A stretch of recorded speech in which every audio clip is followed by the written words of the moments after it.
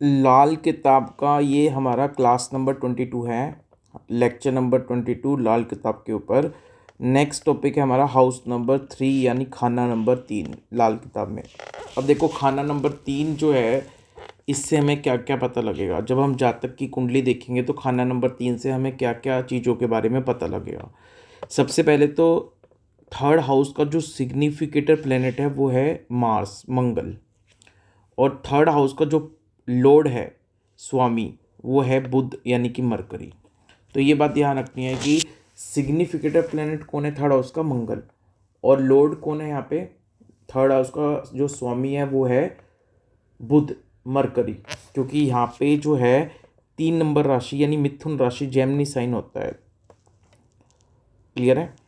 तो third house में कौन सी राशि आती है, तो लाल किताब की कुंडली में थर्ड हाउस में 3 नंबर राशि आती है यानी मिथुन राशि आती है, जो कि मरकरी की राशि है, बुध की राशि है। तो यहाँ पे बुध जो हो गया वो इस थर्ड हाउस का स्वामी ग्रह हो गया और मंगल सिग्निफिकेटर हो गया।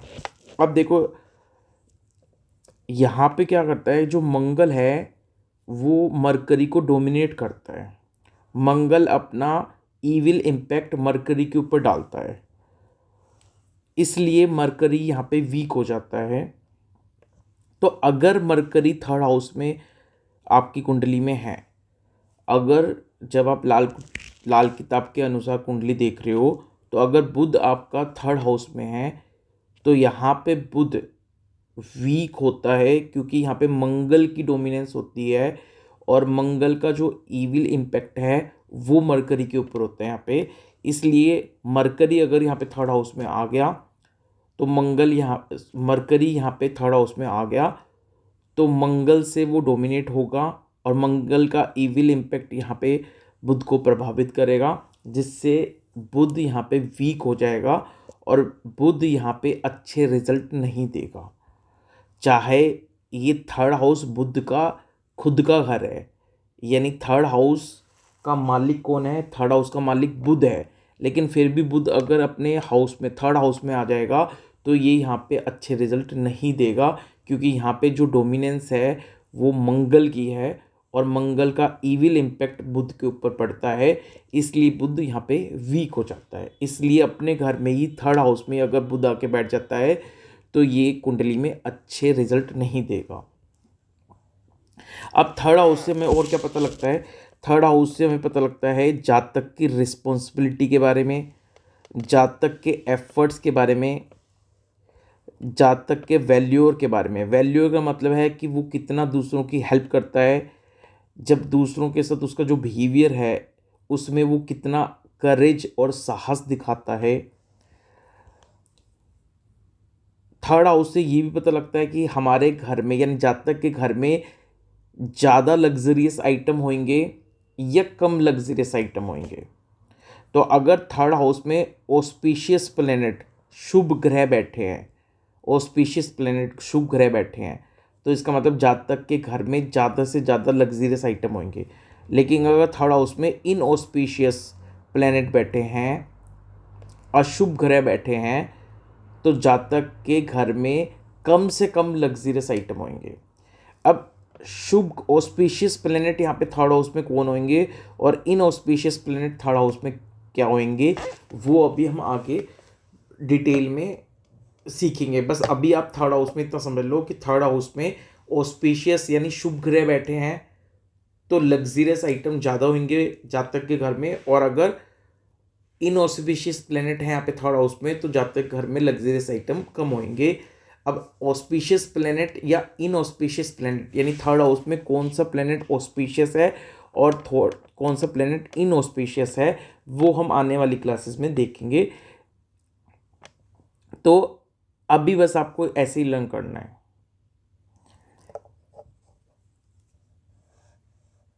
थर्ड हाउस से हमें जातक के करेज साहस के बारे में पता लगता है और जातक के अंदर एफर्ट लेने की कितनी एबिलिटी है, जातक कितने एफर्ट्स ले सकता है किसी भी चीज़ के, ये भी हम थर्ड हाउस से पता लगा सकते हैं। थर्ड हाउस से हमें जातक की आँखों की जो ताकत है, आइज़ की जो पावर है, उसके बारे में भी पता लगता है। इस थर्ड हाउस को हाउस ऑफ थेफ्ट बोलते हैं और हाउस ऑफ सिकनेस बोलते हैं। थर्ड हाउस को क्या बोलते हैं? हाउस ऑफ थेफ्ट और हाउस ऑफ सिकनेस।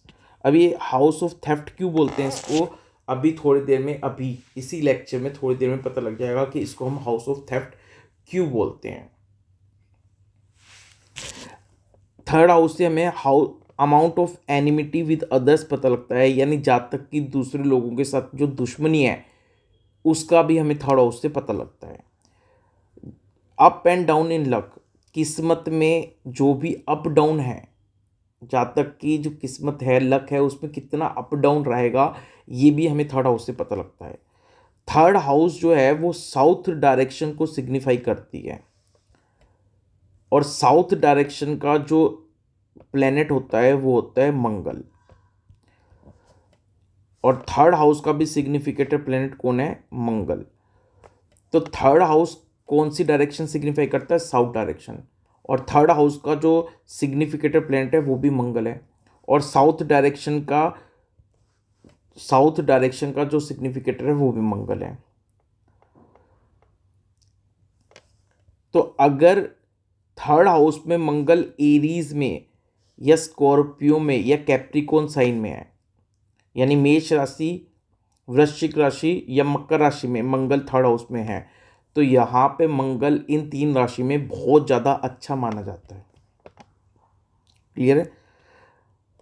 अगर जातक का घर साउथ डायरेक्शन में है, यानी इसका मतलब जो मेन डोर है वो साउथ डायरेक्शन को फेस कर रहा है, यानी if the native has south direction facing main door, ठीक है। तो अगर जातक का घर साउथ डायरेक्शन में है, यानी जो मेन डोर है वो साउथ की तरफ है, तो अगर जातक के घर का मेन डोर साउथ डायरेक्शन में है तो फिर मंगल ऐसे जातक को कोई प्रॉब्लम नहीं देता। क्लियर है?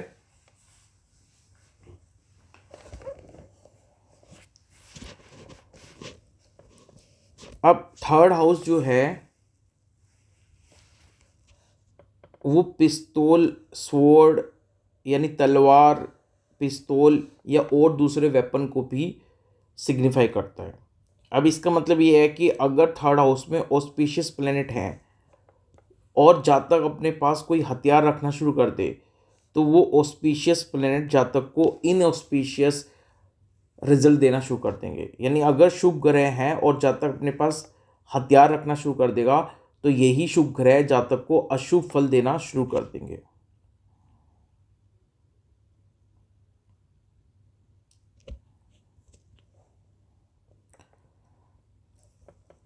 थर्ड हाउस से हमें जातक के जो रिलेटिव्स हैं या जातक के जो फ्रेंड्स हैं उनकी इकोनॉमिक कंडीशन या उनकी वेल्थ के बारे में भी पता लगता है।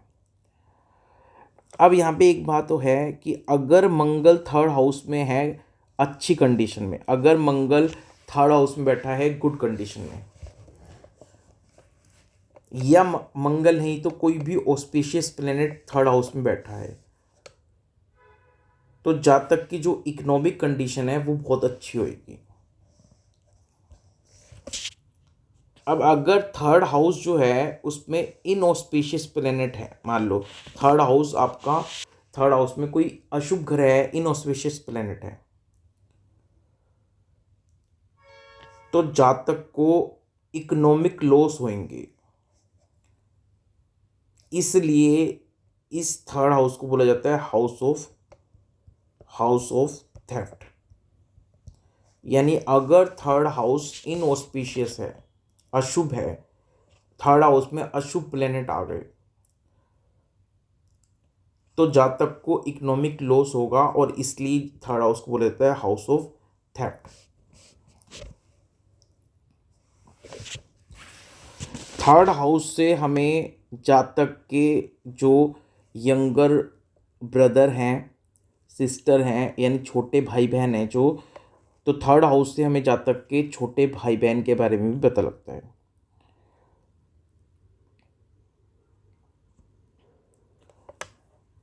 थर्ड हाउस से हमें जातक के ब्रदर इन लॉ के बारे में पता लगता है। अब ब्रदर इन लॉ का मतलब, अब राहु जो है वो ब्रदर इन लॉ का सिग्निफिकेटर होता है।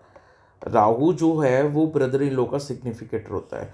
अगर थर्ड हाउस में राहु बैठ गया, यानी राहु देव थर्ड हाउस में आ गए, तो इसका मतलब जातक के उसके ब्रदर इन लॉ के साथ में रिलेशनशिप बहुत अच्छे होंगे और ब्रदर इन लॉ से हमेशा जातक को हेल्प मिलेगी। थर्ड हाउस हमें थर्ड हाउस बैटल फील्ड के बारे में बताता है, और थर्ड हाउस इकोनॉमिक, जो भी हम इकोनॉमिक ट्रांजैक्शन करेंगे, यानी जातक जो भी इकोनॉमिक ट्रांजैक्शन करेगा उसमें जातक को क्या अच्छे रिजल्ट और क्या बुरे रिजल्ट मिल सकते हैं, वो भी थर्ड हाउस से पता लगता है। थर्ड हाउस डेथ से पहले के टाइम के बारे में बताता है, सिचुएशन बिफोर डेथ बताता है।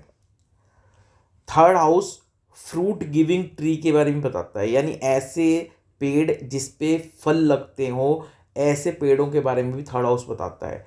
अगर थर्ड हाउस में ऑस्पिशियस प्लेनेट है तो जातक अगर अपने घर में फ्रूट गिविंग ट्री यानी ऐसे पेड़ लगाएगा जिस पे फल आते हैं, तो वो जातक को बहुत शुभ रिजल्ट देंगे।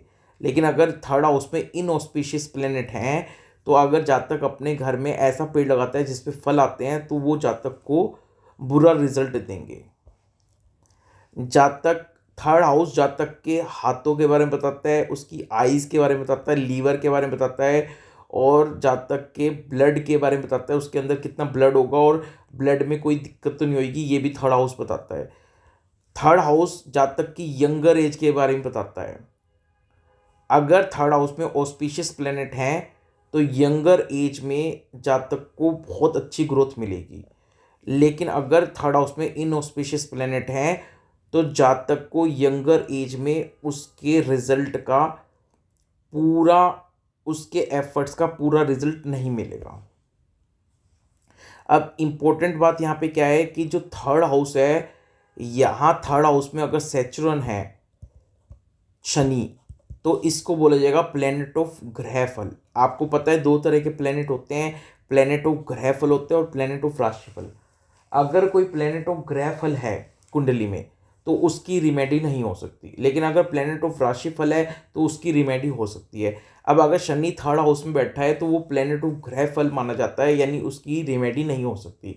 लेकिन अगर फाइनेंशियल मैटर को देखें, हम वेल्थ को देखें, तो वेल्थ से रिलेटेड, फाइनेंस से रिलेटेड, पैसों से रिलेटेड, प्रॉपर्टी से रिलेटेड अगर हम कोई चीज़ देख रहे हैं, तो फिर यहाँ पे थर्ड हाउस में जो सेचुरन है, शनि है, वो प्लेनेट ऑफ राशिफल माना जाएगा। यानी वेल्थ के रिस्पेक्ट में तो जो शनि है थर्ड हाउस का, वो प्लेनेट ऑफ राशिफल माना जाएगा, और बाकी सब चीज़ों के लिए थर्ड हाउस का जो शनि है वो प्लेनेट ऑफ ग्रहफल माना जाएगा।